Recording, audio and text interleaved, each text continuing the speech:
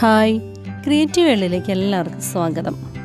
കണ്ണൂരുകാരുടെ ഒരു special ഡ്രിങ്കിൻ്റെ recipe ആയിട്ടാണ് ഞാനിന്ന് വന്നിരിക്കുന്നത്. ഞാൻ കണ്ണൂർ പോയപ്പോൾ യാദൃച്ഛികമായിട്ട് ഡ്രിങ്ക് കഴിച്ചു. അപാര ടേസ്റ്റാണ്. അപ്പോൾ അതിൻ്റെ റെസിപ്പി നിങ്ങൾക്ക് കൂടി ഒന്ന് ഷെയർ ചെയ്യണമെന്ന് എനിക്ക് തോന്നി. നിങ്ങളെല്ലാവരും തീർച്ചയായും ഇത് ഉണ്ടാക്കി നോക്കണം. ഇതിൻ്റെ പേരാണ് കണ്ണൂർ കോക്ടെയിൽ. ഇതിലേക്ക് ആവശ്യമായിട്ടുള്ള സാധനങ്ങൾ: നല്ല പഴുത്ത പപ്പായ എടുത്തിട്ടുണ്ട്, ഒരു ക്യാരറ്റ് ചെറുതായി മുറിച്ച് വേവിച്ചെടുത്തതാണ്, 2 സ്കൂപ്പ് ഐസ്ക്രീം,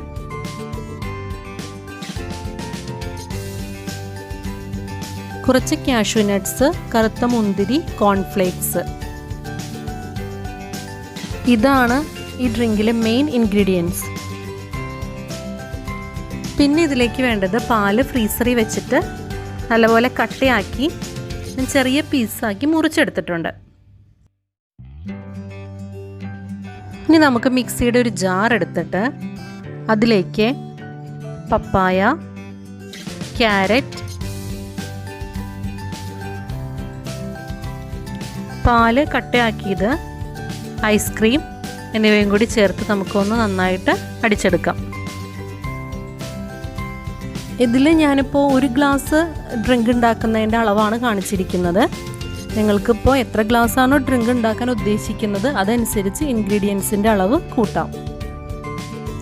ഞാനിതിൽ പഞ്ചസാര ഉപയോഗിക്കുന്നില്ല. നിങ്ങൾക്ക് മധുരം കൂടുതലായിട്ട് വേണമെന്നുണ്ടെങ്കിൽ 2 ടീസ്പൂൺ പഞ്ചസാര കൂടി ആഡ് ചെയ്തോളൂ. മിക്സിയിൽ നന്നായിട്ട് അടിച്ചെടുത്തിട്ടുണ്ട്.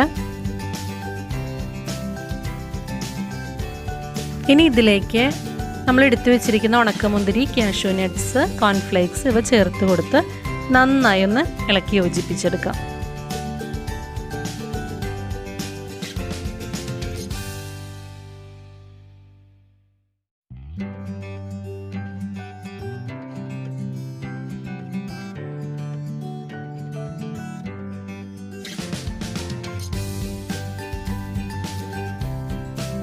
ഇനി നമുക്ക് ഇതൊരു സെർവിങ് ഗ്ലാസ്സിലേക്ക് മാറ്റാം.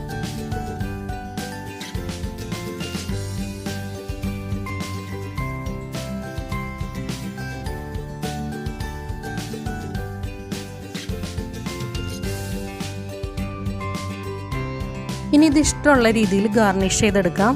ഞാനിവിടെ കുറച്ച് കോൺഫ്ലേക്സും ഉണക്കമുന്തിരിയും വെച്ചിട്ടാണ് ഗാർണിഷ് ചെയ്യുന്നത്.